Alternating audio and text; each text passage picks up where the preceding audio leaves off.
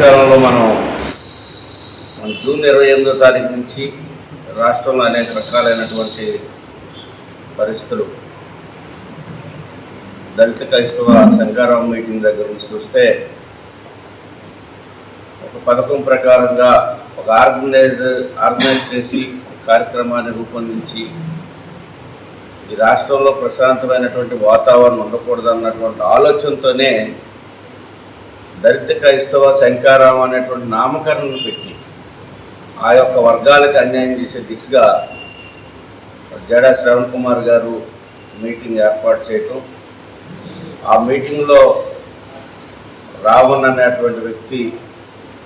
Chief గెస్ట్గా రావటం, ఆ రోజు అక్కడ చేసినటువంటి ప్రసంగం చూసినట్లయితే రాష్ట్రంలో ఉన్నటువంటి యువతీ యువకుల్ని రెచ్చగొట్టి ఉగ్రవాదం వైపు నడిపించే విధంగా, రాష్ట్రంలో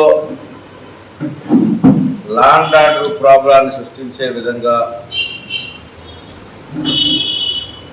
అధికారంలో పదవులు ఉన్నటువంటి ముఖ్యమంత్రిని ఉప ముఖ్యమంత్రిని అదేవిధంగా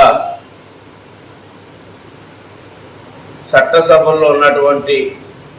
డిప్యూటీ స్పీకర్ని పందిని కోసినట్లు కోస్తామనేటువంటి పదాలు కానీ, ఇట్లా అంటే దళిత క్రైస్తవ హక్కుల పైన అనేటువంటి ఒక మీటింగ్ పెట్టి దళిత క్రైస్తవుల హక్కులు అనేది పక్కన పట్టేసి వైసీపీ ఏదైతే జగన్మోహన్ రెడ్డి గారి డైరెక్షన్లో ఒక మతాల మధ్యలో శిక్ష పెట్టే విధంగా, ప్రాంతాల మధ్యలో శిక్ష పెట్టే విధంగా, కులాల మధ్యలో శిక్ష పెట్టే విధంగా వారి యొక్క ప్రసంగం అంతా కూడా ఆ వైపుగా కొనసాగింది.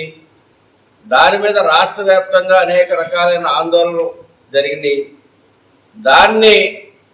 సినీ యాక్టరు ప్రకాష్ రాజ్ కూడా దాన్ని తీసుకొని దాన్ని వైరల్ చేసి దాన్ని కూడా వారి ప్రసంగం జోడి చేసి, ఏదైతే శ్రావణ్ గారి చాలక రావణ్ గారిని తెచ్చుకుంటే రావణ్ గారి చాలక ప్రకాష్ రాజ్ వస్తే ఏ రాజు చాలరని ఇప్పుడు వైసీపీ రంగంలో దిగి మేము వాళ్ళకి లీగల్గా అన్ని సపోర్ట్ చేస్తామని వారు చెప్పడం, ఒకవైపున నిన్ననే ఎక్కడా శాంతి భద్రతలకు విఘాతం కలగలేదు అనేటువంటి ఆలోచనతో ఈ రోజున ముందుకి వైఎస్ఆర్ పార్టీ ముందుకు వచ్చి దానిపైన అనేక రకాల ప్రచారాలు తీసుకొచ్చి క్రైస్తవుల మధ్యన ఏదైతే ఎస్సీ సామాజిక వర్గాల మధ్యన గొడవలు పెట్టి ఈ యొక్క రెచ్చగొట్టి వాళ్ళని రాష్ట్రం మీదకి, రాష్ట్ర ప్రభుత్వం మీదకి, రాజ్యం మీదకి ఉసిగలిపే విధంగా ఈ రోజున వాళ్ళ యొక్క ప్రవర్తన ఉంది. దీన్ని తీవ్రంగా మేము ఖండిస్తూ ఉన్నాం. ఏదైతే కర్ణాటకలో మరి ధర్మస్థలంలో అక్కడ ఉన్నటువంటి దేవాలయ కమిటీ మీద అనేకమైన ఆరోపణలు చేసినటువంటి ప్రకాష్ రాజ్ గారు, అక్కడ ఉన్నటువంటి పాలక మండలాల పైన, అక్కడ ఉన్నటువంటి ఏదైతే హిందూ ధర్మం పైన ఆయన అక్కడ దాడి చేసి అనేక రకాలు చేసి ఇక్కడ కర్ణాటక వదిలి ఇక్కడికి వచ్చినటువంటి పరిస్థితి. ఈ రోజున ఆంధ్రప్రదేశ్లో కూడా ఆ రకమైనటువంటి ఒక అల్లకులాలు సృష్టించాలండి. పవన్ కళ్యాణ్ గారు ఎప్పుడూ కూడా ఏం చెప్తా ఉన్నారు, అన్ని మతాలు కూడా గౌరవప్రదంగా ఉండాలనుకుంటా ఉన్నారు. ప్రజలు ఈ రోజున 11 నుంచి రేపు పొద్దున ఆ 1కి చేరే పరిస్థితి కూడా వచ్చే పరిస్థితిలో ఈ రోజున ఏం చేయాలో తెలియనటువంటి స్థితిలో జగన్మోహన్ రెడ్డి గారు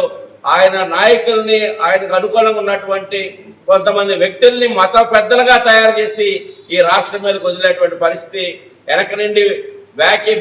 బ్యాకింగ్ ఉండి వాళ్ళకి ఫండ్స్ రైజ్ చేసి డబ్బులు ఇచ్చి వాళ్ళతో మీటింగులు పెట్టించి